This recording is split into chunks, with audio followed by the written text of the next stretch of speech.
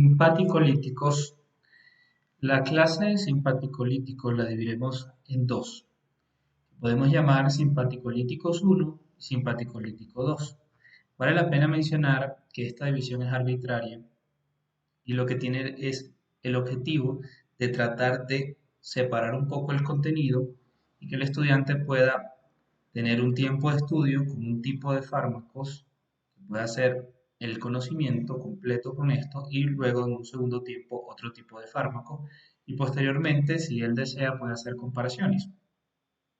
Los simpaticolíticos que veremos a continuación son aquellos que son conocidos como antagonistas alfa-adrenérgicos. Importante destacar que todos los simpaticolíticos son antagonistas adrenérgicos, que una de las características importantes como buen antagonista es que puede unirse al receptor, sin embargo, no es capaz de desencadenar respuestas o efectos intracelulares habituales desencadenados por el receptor. Comenzaremos a continuación hablando de los adrenérgicos alfa o antagonistas alfa-adrenérgicos. Tenemos el grupo de fármacos que están en la práctica clínica, sin embargo, nos haremos especial énfasis en aquellos que tengan actual o que tengan mayor uso en la actualidad. Dentro de esos tenemos la fenoxibenzamina, tiene un uso específico que veremos, fentolamina, que lo utilizamos es para una comparación, realmente se usa poco en la práctica clínica, prazosina, que cada vez se usa menos, un fármaco muy utilizado, la tansulosina, que actualmente sí es un fármaco de primera elección, y yohimbina ha quedado solamente a ejemplo farmacológico sin uso en la actualidad. Importante destacar, como podemos ver acá, que los fármacos tienen una estructura que le permite unirse a su receptor. Dentro de estos son los fármacos que más tenemos, como por ejemplo la fentolamina, la fenoxibenzamina, el prazosin y la tansulosina. Una característica interesante de estos fármacos, basémonos en los primeros, es la unión al receptor. Fentolamina tiene una característica de que, al igual que fenoxibenzamina, ambos son antagonistas no selectivos alfa-adrenérgicos. Es decir, se unen al receptor tanto alfa-1 como alfa-2. Ahora, la diferencia importante viene dado por el tipo de unión. La fenoxibenzamina tiene una unión del tipo con enlaces covalentes. Y como conocemos muy bien, los enlaces covalentes no se pueden disociar. Por lo tanto, es un antagonismo no competitivo e irreversible, lo que lleva a que este efecto finalice cuando haya un cambio o un recambio de receptor. No va a haber competencia, no va a importar la vida media del fármaco, simplemente va a importar con que el fármaco se una al receptor, ahí se va a quedar unido, no se va a metabolizar, y lo que tiene es que estos receptores ser cambiados para que se acabe este efecto. Por el contrario, la fentolamina tiene un efecto que es de 4 horas, además es endovenoso, que una de las características es que es un antagonismo es competitivo, es decir, que sí se une al receptor y compite con la adrenalina. Una característica clínica muy importante a nivel del receptor. Otro punto interesante es que estos dos fármacos, su indicación en la actualidad podemos llevarlo a uno solo. O sea, en la práctica clínica. A nivel de farmacología básica, se utiliza mucho para determinar receptores y hacer experimentos. Sin embargo, para lo que nos importa en este momento, que es la práctica clínica, la única utilidad que tiene es relacionado al feocromocitoma.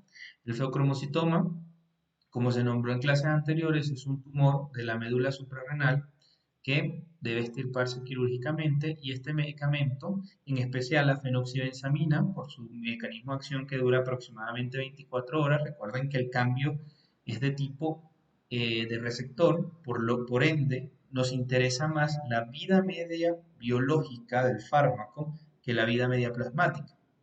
Esta es una de las variables interesantes de la farmacología clínica y es que aunque el fármaco tenga una vida media corta, una vida media larga, lo que va a importar en este caso, más que la vida media plasmática, va a ser la vida media biológica, que se da con la unión al receptor. Es decir, el efecto durará todo lo que dure en cambiarse los receptores, que son aproximadamente 24 horas. Importante y de destacar es que cuando la vida media corta de estos fármacos, importa su vida media biológica, es poco importante. Sin embargo, si la vida media es larga, sí va a importar, debido a que si la vida media fuese mayor de 24 horas, aunque el recambio de las proteínas que son los receptores fuera 24 horas, este efecto podría durar más. Esto es un ejemplo muy bueno para lo que es la comparación de vida media plasmática y vida media biológica. Sin embargo, lo que nos compete en esta clase, que es el caso de la fenoxibenzamina y los fármacos simpaticolíticos alfa-adrenérgicos, el efecto es de 24 horas y se suele usar principalmente para tratamiento preoperatorio del feocromocitoma, o el otro tipo en el que se puede utilizar también es en cuando tenemos que el feocromocitoma se ha expandido fuera del campo quirúrgico y está regado, es decir, ha metastizado, por así decirlo, y es muy difícil, no se puede hacer operación, entonces se da el tratamiento crónico con fenoxibenzamina. Uno de los puntos interesantes es que este fármaco, al ser un antagonista alfa 1, recordemos que él tiene un efecto solamente sobre los receptores alfa sin tener efecto sobre los receptores beta. Es decir, que pueden hacer una hipotensión importante. ¿Por qué? Porque los alfa-adrenérgicos, uno, hacen vasoconstricción, sin embargo, los beta-2 adrenérgicos no serían antagonizados. Entonces, en caso de venir una descarga simpática, ¿sí? Como por ejemplo podría ser la adrenalina, ¿qué tendremos? Que hay una inhibición del alfa 1, por lo tanto se disminuiría la constricción periférica, pero lo que tendríamos es que hay una vasodilatación interesante y es lo que lleva a la hipotensión ortostática y uno de los principales efectos adversos de estos fármacos debido a que no bloquean los receptores beta 2. Dentro de los efectos adversos que más destacan en estos fármacos, podemos hablar de la capacidad que tiene de inhibir la eyaculación. La fenoxibenzamina y la fentolamina tienen la capacidad de inhibir la eyaculación y eso es importante de tener en cuenta cuando comparemos con otros fármacos. También es importante destacar que está contraindicada en pacientes con hipoperfusión coronaria. Bien.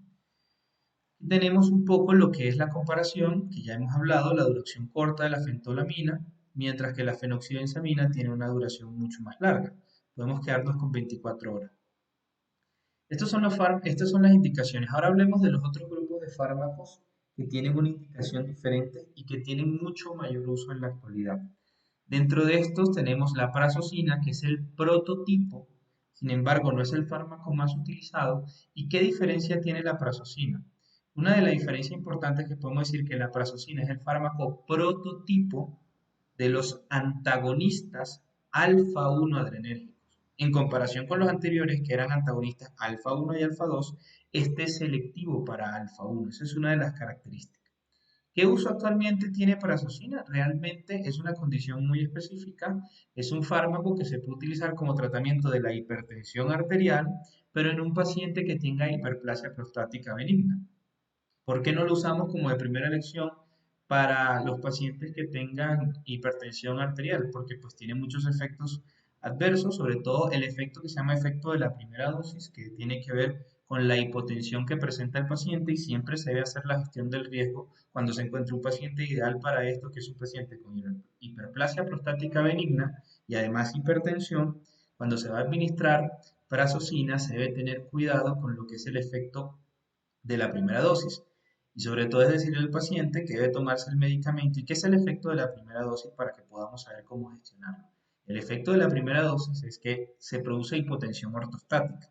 Y sobre todo recordemos que son pacientes con hiperplasia prostática benigna, son pacientes que probablemente tengan descalcificación y una caída puede llevar a un trauma craneoencefálico. Si el paciente por la edad hipertenso pudiera estar anticoagulado, podría tener un hematoma importante, podía ser también que tuviese osteoporótico y una fractura de cadera es un evento que aumenta mucho la mortalidad.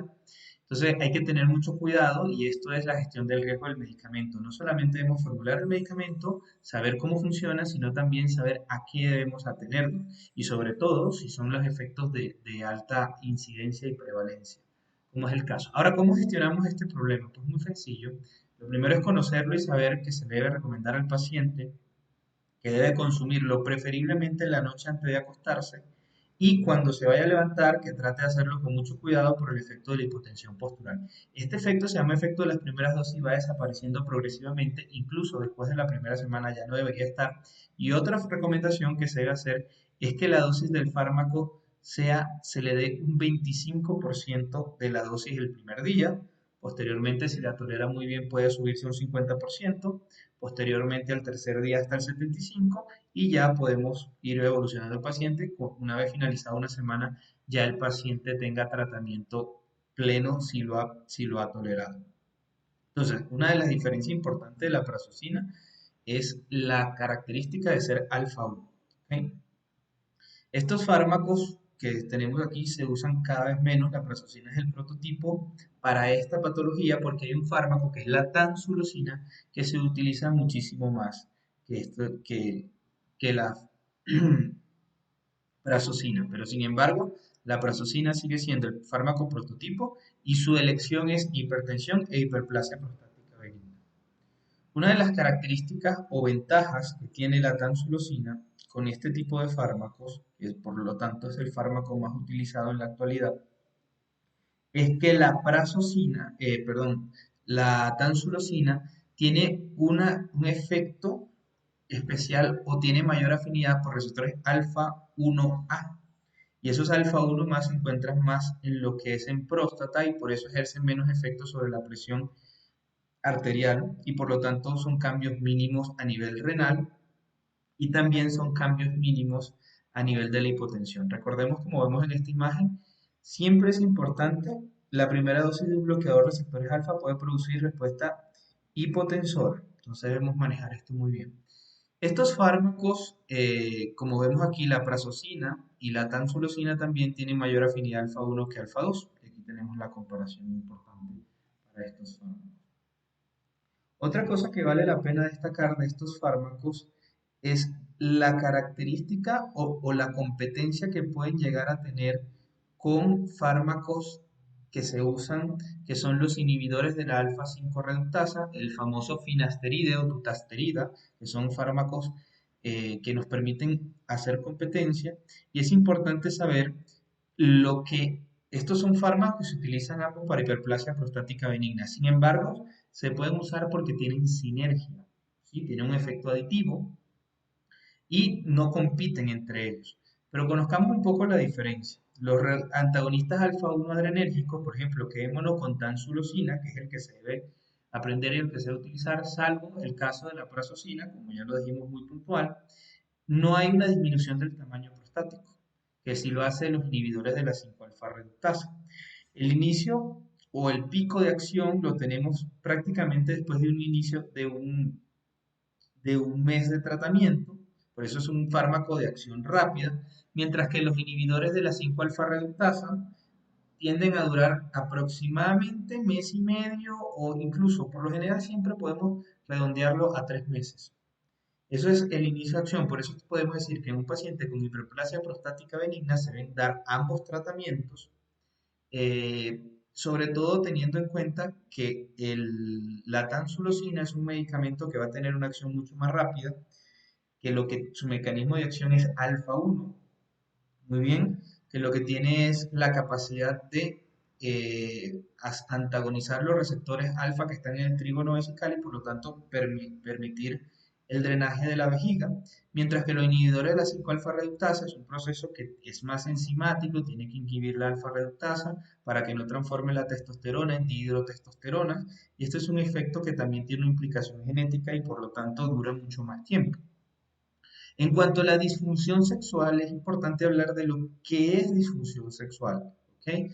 Porque esto es un efecto que puede ser muy temido muchas veces por los pacientes Y realmente es un efecto que tiene una prevalencia importante, que se puede gestionar y sobre todo en pacientes con, que le puede complicar mucho la vida, como es esta es una patología, la hiperplasia prostática benigna, muy prevalente y que además trae muchas incomodidades al paciente. Entonces no debe ser una limitante y menos ahora cuando existen métodos alternos que pueden mejorar la función sexual. Realmente los inhibidores de la 5-alfa reductasa se asocian un poco más y es importante destacar, estos fármacos no están involucrados con disfunción sexual del tipo eyaculación retrógrada. Ellos lo que hacen es, se considera que disminuyen un poco la libido, mientras que los antagonistas alfa-adrenérgicos sí afectan lo que es el proceso de eyaculación y podrían tener o pérdida de la eyaculación o eyaculación retrógrada. Esas son las características más importantes. En cuanto a los efectos hipotensores, también es importante saber que el finasterida y la dutasterida no tienen ese efecto secundario que comprometería lo que es la presión arterial y tener cuidado de que el paciente se caiga, no lo tendríamos, mientras que la tansulosina sí tendría este efecto y deberíamos tener muchísimo cuidado con esto. Un detalle para finalizar con estos fármacos es que esta eyaculación retrógrada que produce el prazosin o la tansulosina tiene que ver específicamente con el bloqueo de los receptores alfa que se encuentran en los conductos eyaculadores. Aquí tenemos una tabla resumen de lo que son los efectos de estos medicamentos, sus principales acciones. La yoimbina es un fármaco que ya no lo nombraremos porque queda solamente a manera de farmacología básica y también queda exclusivamente para investigación. En la práctica clínica actualmente no estamos usando este medicamento. Muchísimas gracias.